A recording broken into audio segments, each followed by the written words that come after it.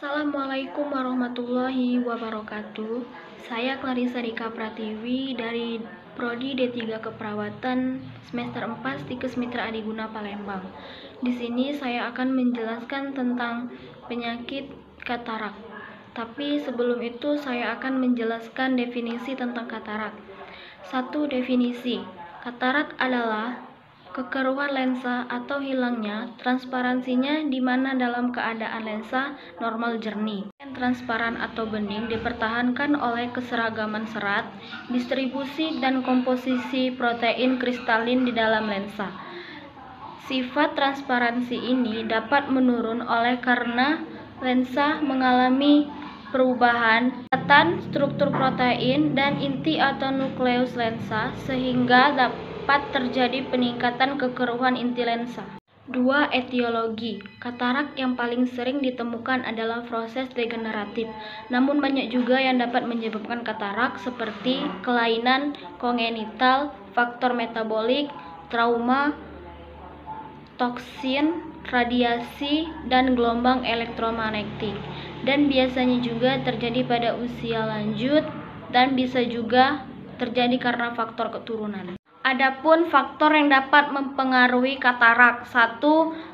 Kadar kalsium darah yang rendah, 2. Diabetes, 3. Pemakaian kortikosteroid jangka panjang, 4. Berbagai penyakit peradangan dan penyakit metabolik, 4. Faktor lingkungan. 3. Patofisiologi. Katarak utamanya adalah terjadi perubahan kejernihan lensa atau opasitas lensa, sehingga cahaya yang masuk melalui media refraksi berkurang dan sulit difokuskan ke retina. Hal ini disebabkan berbagai hal seperti proses degeneratif, trauma, dan kelainan kongenital.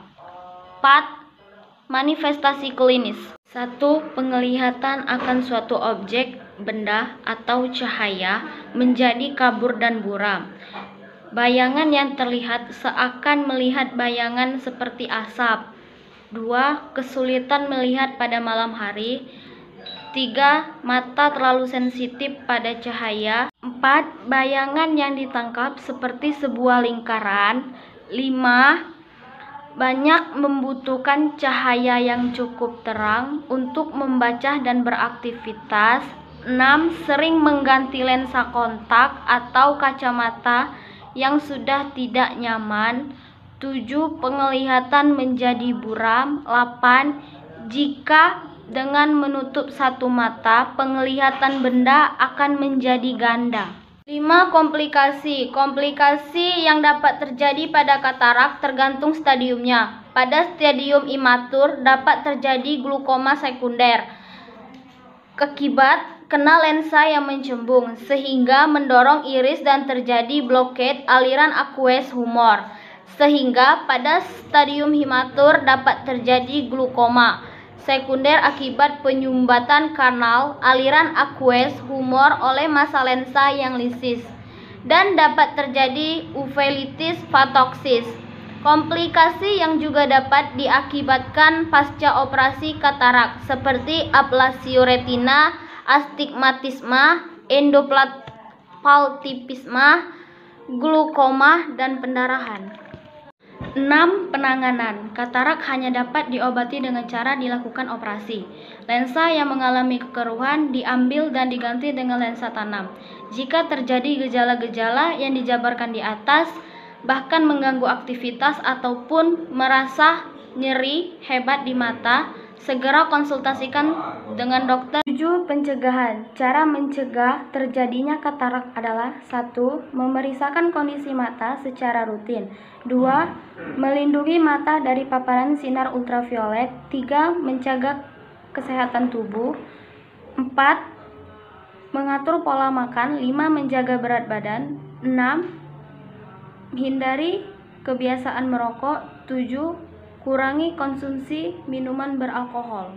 8. Pengobatan. Ada 2 cara pengobatan katarak, yaitu 1.